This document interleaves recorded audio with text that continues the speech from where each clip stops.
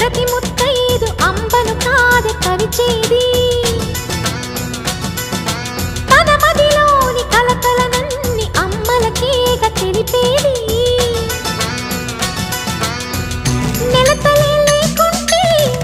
దేవుడికి నెలవేది భక్తులే రాకుంటే గుడికి ఇక వెలుగేది దయతోటి కుంకుమ పూలు అక్షింతలు మనమంతా ఇవ్వాలి తన తాళి నిలపాలి తాళి కాచి ముత్తైదా ఎల్లమ్మ ఎల్లమ్మ పోదామా ఎల్లమ్మ ఉసురు కాచి